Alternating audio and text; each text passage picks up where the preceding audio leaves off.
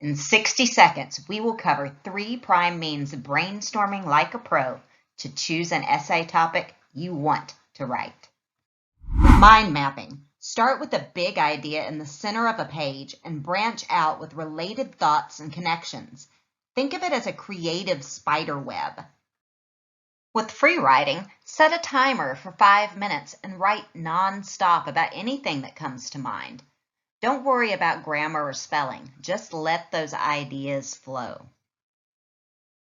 Or you could talk it out. Grab a buddy, family member, or even your pet and just talk about your thoughts. Sometimes ideas come out easier when you speak them. And there you have it. With these brainstorming techniques, you're now equipped to tackle any essay challenge.